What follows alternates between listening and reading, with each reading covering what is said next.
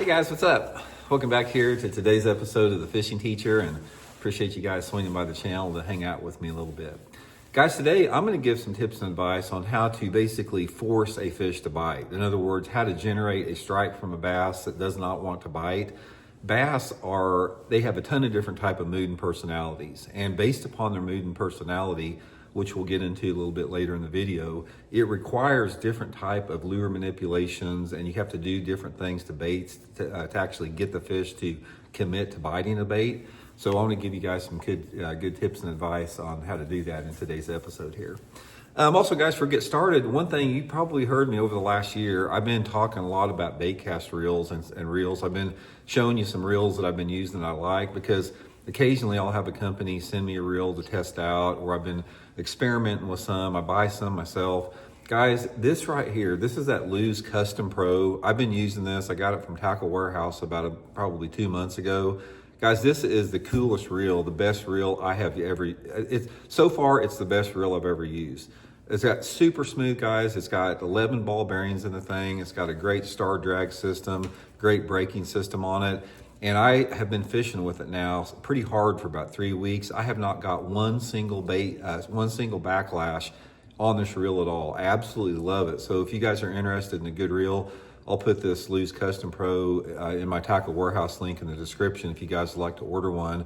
Tackle Warehouse has got a lot of good Black Friday sales going on now too, but I just wanted to share that with you guys. If you're looking for a great reel at a decent price, Lews Custom Pro, link in the description. I absolutely love this reel right here. Okay, get into this a little bit here.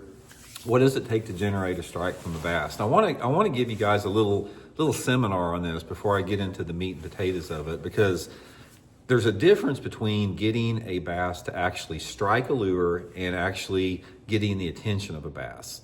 We get the attention of a bass through the lure in the water a lot, and you don't even have to do that much to it. It's like a lot of times you can throw a lure in the water and instinctively a bass will come to that. They hear something in the water, they're going to come by and investigate, and based upon the mood and the personality and the level of aggressiveness or passiveness they have at that particular time, sometimes as soon as they see the lure, it's like, I'm not interested and I'm out of here. Sometimes they get a little closer to it, just depending upon the bait. Like I said, sometimes as soon as they see it, they swim away. Other times they'll swim up by it like that and sort of look at it and then, slowly swim away.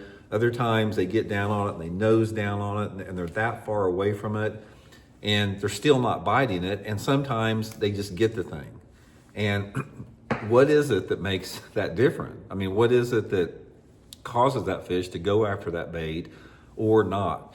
Okay, a couple different things here. Now, first of all, there is a segment of the bass. It's like, let's say for example, you have 100 bass that actually you get the attention of them. It's like during the course of a day, you've made 2,000 casts and you have 100 bass throughout the course of the day that actually swam by to look at your lure or bite your lure. Some of those bass there's nothing you can do. It's like there's nothing that you can do to manipulate the lure or lure color change or profile. They're just not interested. And a prime example is if you guys have ever been in clear water in the springtime of the year and you've seen bass cruising, and sometimes you can lead a bass. Like you see one swimming down the lake and down the bank in clear water, and you can throw like a wacky rig over to it. Sometimes as soon as that wacky rig hits the water, those fish spook like 100 miles an hour away from it. And other times they run right over to it and eat it.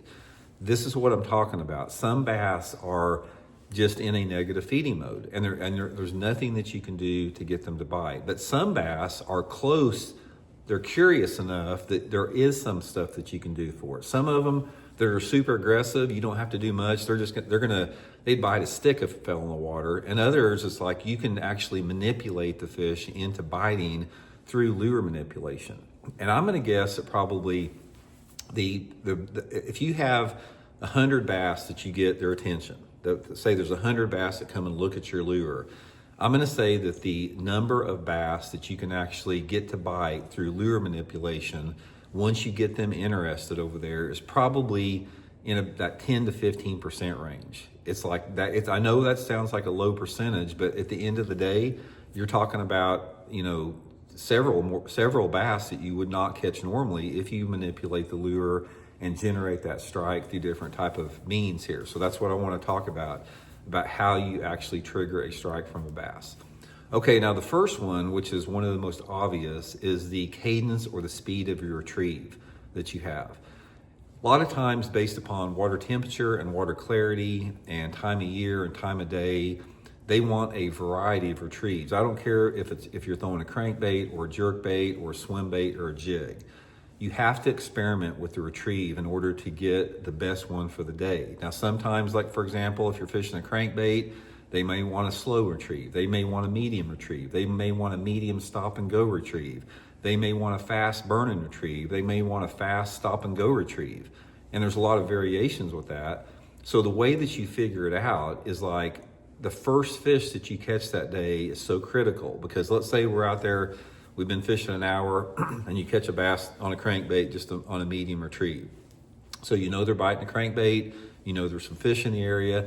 This is when you experiment with the technique of your different cadences in your retrieve. Start doing a little bit different stuff. Start fishing it faster, a little bit faster pace. Start hesitating it. Start pulling a little bit. Just start experimenting a little bit once you start knowing that there's some fish in the area. And sometimes it will lead you to the right cadence in the retrieve that will generate a strike from an inactive bass, and sometimes you may already have it. So you always have to experiment until you find out what is going to be good that particular day. Now there are some clues, for example, like things like the water temperature and the water clarity and correlation with each other. That can give you some clues on where to begin with, or different type of times of the year, different species of bass. But ultimately, you have to experiment with the cadence and the speed of retrieve. And this is especially important on lures that you manipulate yourself. Lures like jerk baits, lures like topwater lures. For example, a walking topwater lure, there is 20 different type of retrieves or speeds that you can use on that. The same with any type of bait that you reel through the water. Or even if you're fishing a jig, it's like sometimes they want the jig hop 3 or 4 inches off the bottom. Other times they want it hopped a foot off the bottom. So that's another thing that you just have to experiment with this. Okay, another thing that you can do to trigger inactive bass or a bass that doesn't want to bite is a change in lure color. Lure color is critical. One of the things that I really put a lot of emphasis on is color selection, because I hear a lot of people say, well, I'm not going to get caught up in color. Bass can only see gray or black or whatever. I hear people talking about it. Don't believe that, guys. Bass are extremely color sensitive. And even though people say that bass can only see certain colors, we don't know. You're not inside a bass's brain. You can't see through a bass's eyes what they can detect. And I can tell you from somebody that's been fishing for 50 years, color makes a huge difference. I don't care if you're fishing in a foot of water or 50 foot of water, it makes a big difference. So a lot of times you can trigger a strike from an inactive bass by something as simple as a color change. Again, that's just a matter of experimentation. You just have to get around some fish, try some different colors until you hit on the right one. Okay, along with that same line, another thing that can trigger a fish to bite that you wouldn't normally is a lure profile.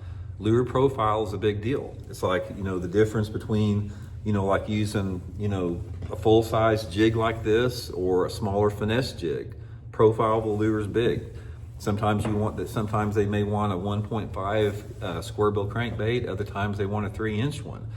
Sometimes they want a little Zara puppy topwater. Sometimes they want a Zara super spook, which is 3 times bigger. So the lure profile and how that lure moves water is a really big thing as far as generating that strike. Now, what causes that? What causes lure profile to generate strikes? Over whether you're using big or small or something like that is the time of the year and the size of the bait fish primarily. For a good example here is like if you're fishing during the pre-spawn time of the year, this is usually when the bait fish are the largest. Gizzard shad and threadfin shad are the largest. That's why, like in the pre-spawn, when the water temperature's in the 50s, a big spinner bait is a great bait, and you probably will catch some good fish on it. But if you try throwing a little bitty 1/4 ounce spinner bait during the pre-spawn, probably not going to catch that many fish on it because of the bait forage in there. Other times of the year, Like in the winter time of the year when bass, their metabolisms are slower, the water's clear, they want a small downsized jerkbait, like a little 3-inch jerkbait. Probably not going to catch many on a big 6 or 7-inch jerkbait. So, the profile and the size of the lure has a big, fact to play in it. Another thing is the frequency or the vibration or how much water a lure displaces has a big thing in it. Sometimes the sound and water displacement and vibration has a big impact. Perfect example is like using a crankbait or jerkbait that has rattles in it versus one that is silent. And the lip design on a crankbait. Some crankbaits really put out a wide wobble. Others are tighter and they have a tighter frequency and vibration. Sometimes that's the only thing that will trigger inactive fish. There's a lot of variables, as you can see. This is not anything that I can't sit here and tell you it's like this is exactly how you trigger an inactive fish to bite. I can give you the variables that will cause an inactive fish to bite, but you have to put those things together. Because again, sometimes it can be the retrieve, sometimes it can be the color, sometimes it can be the profile, sometimes it can just be the water displacement. It can be one or a combination of those things. And if it sounds like it's complicated, it is, because bass fishing is the most complicated sport in the world, but at the same time, don't let it overwhelm you, because here's the gratifying thing that it ought to give you some comfort, is even if you're not throwing the right color with the right cadence and the right retrieve, if you're around a decent concentration of bass, you're still gonna catch some fish. It's like you may not have the right color, but you're still gonna trigger a few fish. You may be off on your speed to retrieve, but you still might catch a few. What you have to do to maximize the efficiency and the number of bass that you catch is you experiment, again, once you get around some fish. Don't be afraid to do that. This is the time that you want to learn. So my advice, guys, is the next time you're out fishing, say you're fishing for fun, don't have anything on the line, you're just out there to have a good time. If you start catching a bass or two, start digging through your box and start trying other stuff and start trying different retrieves and different type of angles of casting. That's how you hit upon a really good day on the water, is you put all those variables together as much as possible when they all come together and work. But that's just a few tips and advice, guys, on how to trigger inactive fish. But sometimes it works and sometimes it doesn't. You may be around a group of fish sometimes that are just inactive for whatever reason. It could be fishing pressure, it could be too much noise on the lake, it could be something with the sky conditions or the light intensity. Maybe the fish has just ate a big meal, like it caught a big bullfrog or something on the bank. You don't know what it is and they're just not interested.